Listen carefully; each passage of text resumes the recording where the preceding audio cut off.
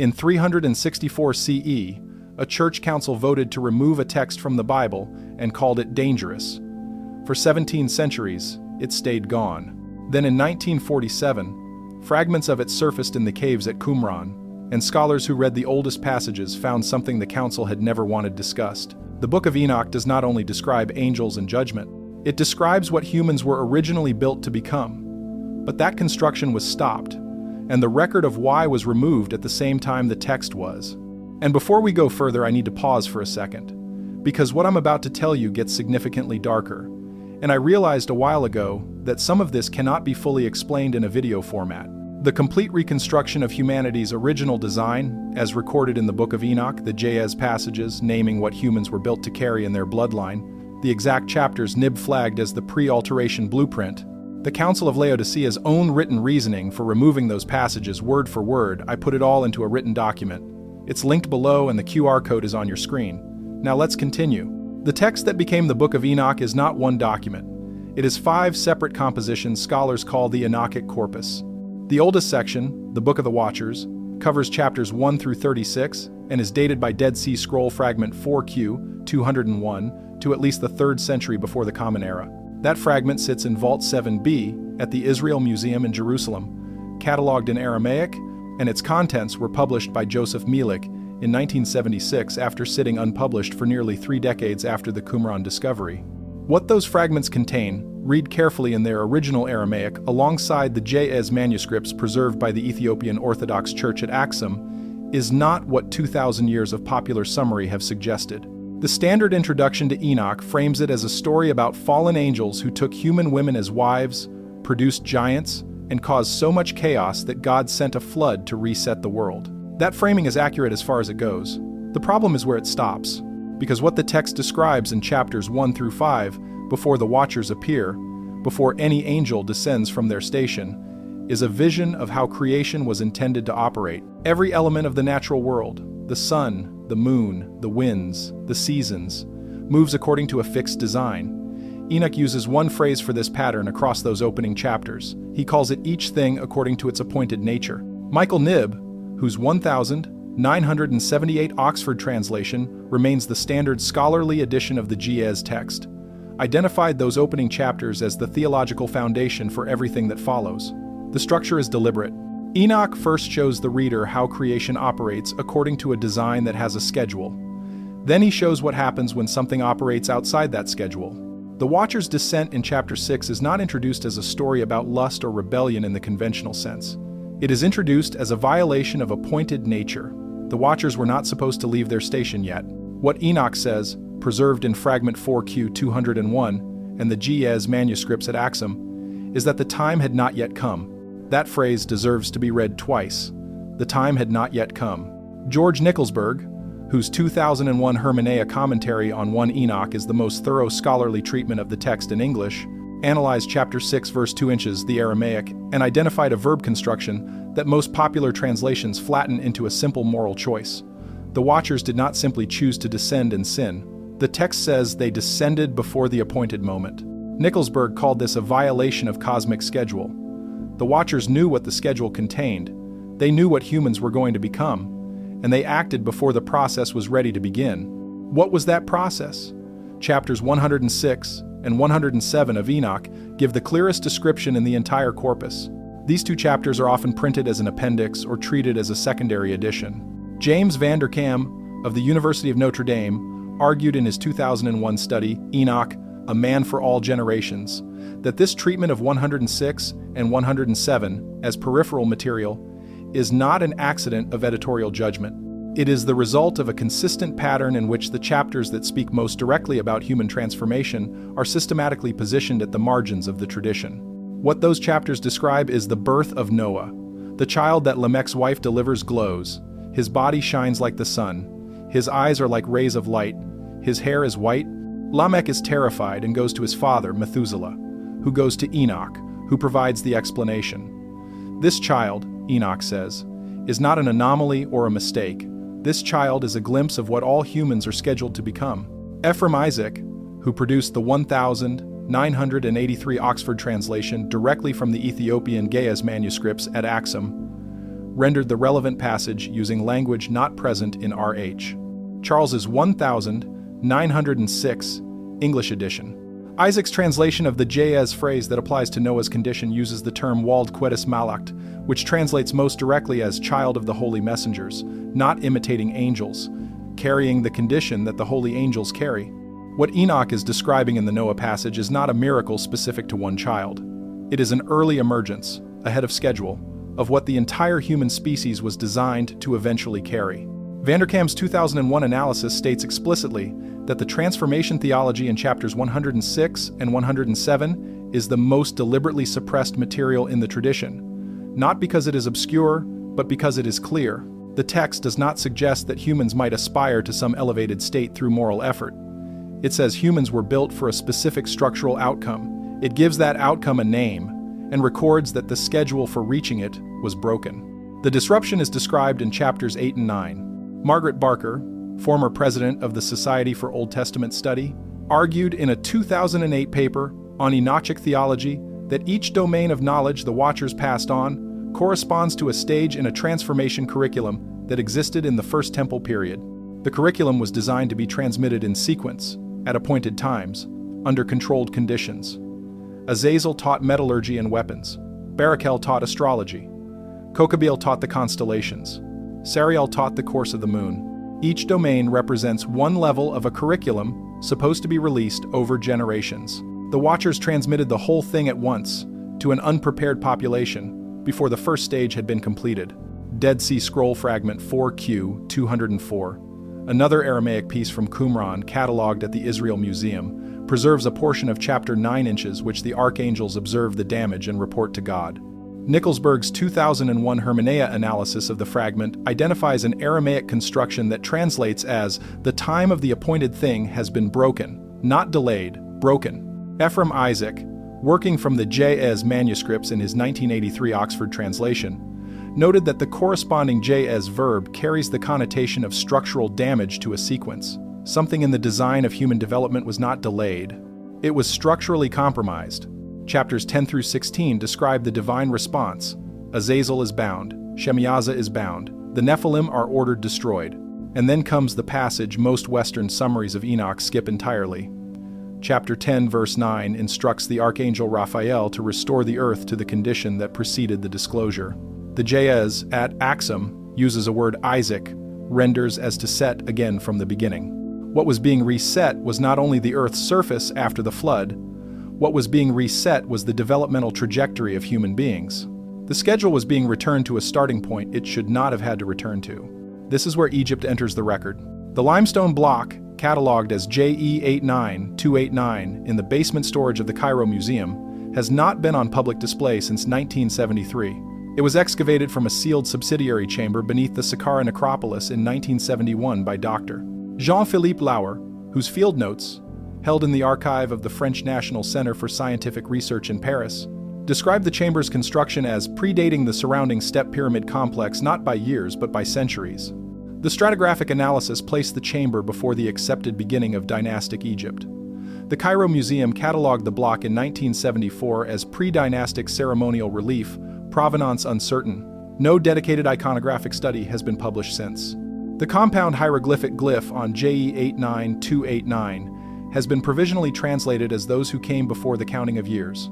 In hieroglyphic convention, compound glyphs of that grammatical construction are not poetic labels. They are categorical designations used to name specific classes of beings, specific cosmic roles. Lauer's field notes describe a construction sequence on the block, showing figures directing the placement of large stone forms using instruments that do not correspond to any tool in the documented Egyptian archaeological record. What makes that block relevant to the question Enoch raises is not the tools the figures are holding. It is the categorical designation assigned to them. Those beings, labeled as those who came before the counting of years, appear in 3 other locations in the Egyptian textual record, all predating the formal dynastic period. In the pyramid texts, the oldest surviving religious writing on Earth, dated to approximately 2400 BCE, Jan Assmann identified a category of transformed beings called the Aku. Assmann's 1990 analysis of Egyptian theological development traced the concept of the Ak from its pre-dynastic origins to its codification in the Middle Kingdom, The Ak is not a dead person who has gone to a pleasant afterlife. The Ak is a human being who has undergone a structural transformation into something that can move between states of existence that the unaltered human form cannot access. British Museum Catalogue number EA10470 is the Papyrus of Ani, dating to approximately 1275 BCE. It is one of the most complete surviving copies of the Book of Coming Forth by Day, commonly called the Book of the Dead. Catalogue number EA10471 is the Papyrus of Hunefer, from the same period. Both contain the transformation spells that Assmann's 1990 analysis identified as the institutional record of the Ak process. The British Museum frames these papyri as funerary documents, texts designed to guide the dead through the afterlife. Assmann's reading is different. He argues the transformation described in EA10470 and EA10471 was not originally a post-death process. The oldest strata of the spell language use present tense constructions. The later strata shift to future tense. The earliest version of the Ak process was something happening to a living person. By the New Kingdom period, it had been reframed as something that happens only after death. Assmann called this the funeralization of what was originally a living transformation technology.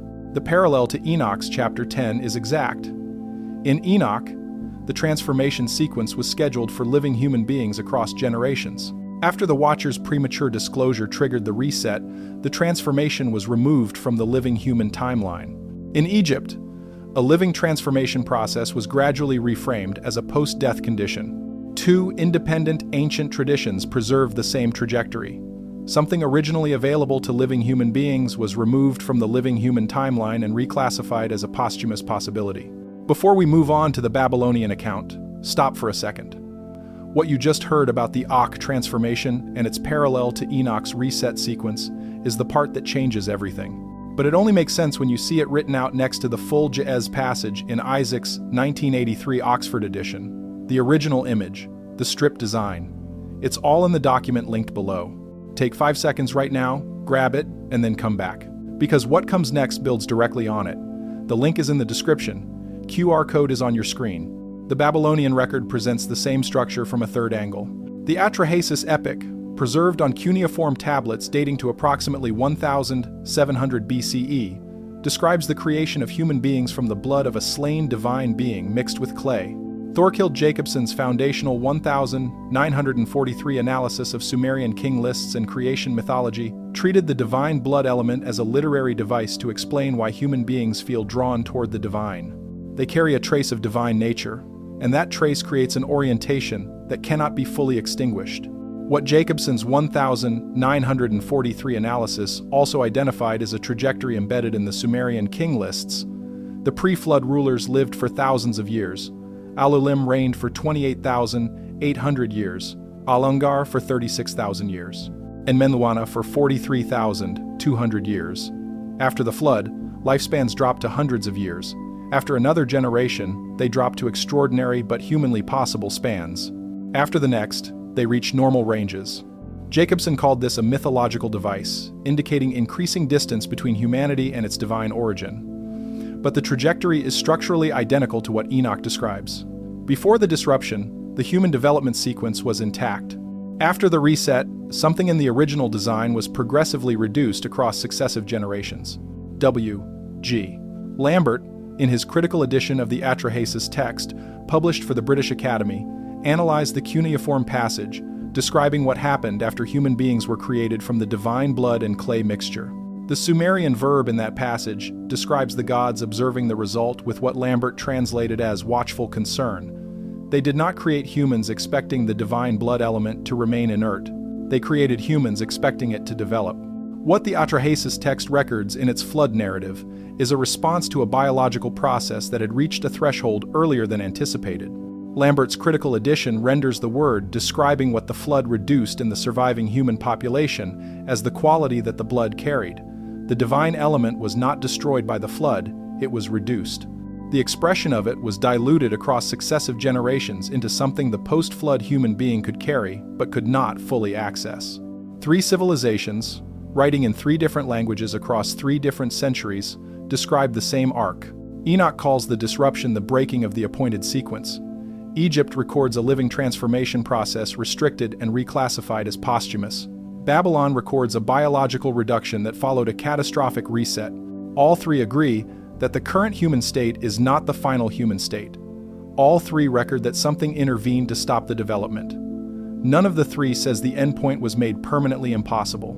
They say it was removed from the current timeline. In Enoch, the archangels are told to contain the damage and hold the original design in trust until the appointed time resumes. The word Enoch uses for what is held in trust is the same word Isaac uses for property placed in sealed storage awaiting reclamation. In Egypt, the transformation spells in EA 10470 and EA 10471 continue to be copied across dynasties, which Assman reads as evidence that the transformation knowledge was preserved even as its practical application was restricted to a priestly elite.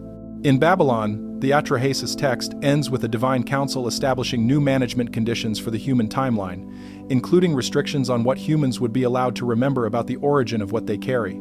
The suppression of the Enoch text is not simply a story about conservative canon decisions. The Council of Laodicea's Canon 60, issued in 364 CE, prohibits books that contain angelic names and descriptions of the places of their imprisonment. That framing has shaped how scholars characterize what the council removed. But the actual Enoch text, Canon 60 targeted, contains more than angel names and prison geography. It contains the transformation theology of chapters 106 and 107, Vanderkam's identified curriculum, and the schedule that was broken. Canon 60 did not only target geography, it targeted the record of what human beings were designed to become. Jerome, compiling the Latin Vulgate around 400 CE, describes the Enoch chapters dealing with human transformation as confused angelology, unworthy of serious study. He does not engage with the specific language of chapters 106 and 107. He does not address what walled Kittis Malact means if it does not mean what it says. Augustine, writing in the City of God around 410 CE, argues that the Enoch material about human elevation to the condition of angels should be read as moral allegory, not a description of a literal developmental process. Neither man addresses the Ge'ez grammar directly. Neither explains why a text would use the same word for human developmental potential that other Ge'ez documents use for property held in sealed storage.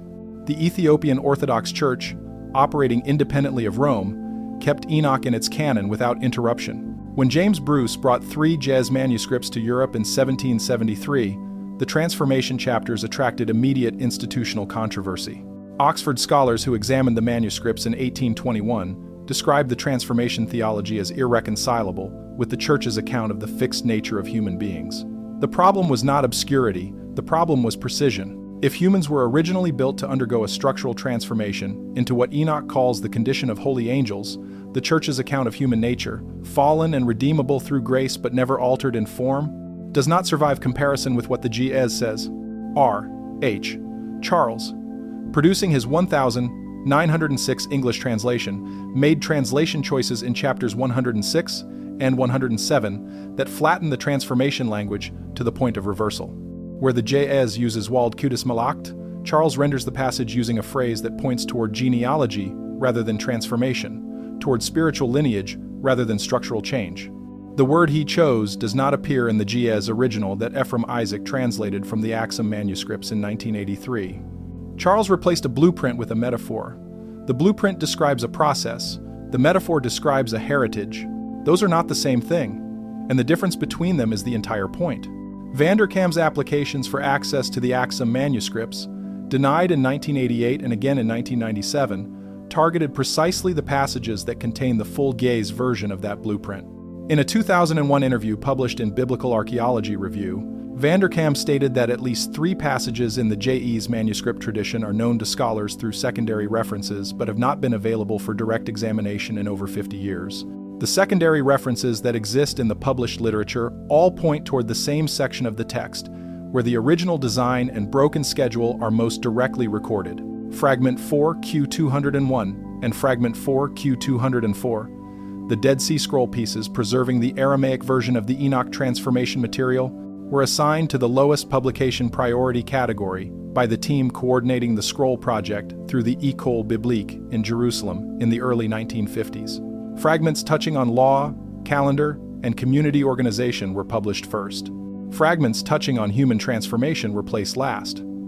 They did not appear in published form until Millick's 1976 edition, nearly 30 years after their discovery.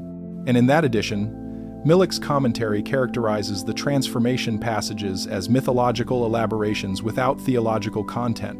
That characterization is the opposite of what Nickelsburg's 2001 Hermeneia commentary concludes after the most thorough scholarly engagement with the same material ever published in English. The two conclusions cannot both be accurate. What we are left with is not a single suppression event. It is a pattern with consistent structure across 17 centuries. Every time material carrying the blueprint of human transformation surfaces in an institutional context, it is delayed, reclassified, or restricted before the transformation content can reach wider scholarly discussion. The Council of Laodicea banned Enoch on grounds that included its specificity. Canon 60 said so directly. Jerome dismissed the transformation chapters without engaging them. Charles translated away the key J.S. phrase. The Dead Sea Scroll team sequenced the transformation fragments last. Millick's commentary denied their theological content. Vanderkam's direct access was denied twice. The design, as three independent ancient traditions record it, was this. Human beings were not created in their final form. They were created in an initial form with a trajectory toward a different structural state. That second state, which Enoch calls walled cutis malact, which Egypt calls the Ak, which Babylon describes as the full expression of what the divine blood carries, is the intended endpoint of the human design process. The trajectory was disrupted.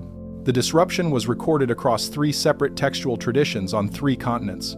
The record was suppressed each time through a different institutional mechanism, but each time at the same location in the text, where the description of what humans were built to become is most direct. The J.S. manuscripts remain in Axum behind church walls and government classification. Fragment 4Q201 and Fragment 4Q204 sit in the Israel Museum, surrounded by commentary that characterizes their most significant content as secondary elaboration. The transformation spells in British Museum EA10470 and EA10471 are interpreted as funerary metaphors by an institution that has held them since the 19th century. The Atrahasis tablets record a reduction that Lambert's critical edition records in language far more precise than mythology requires.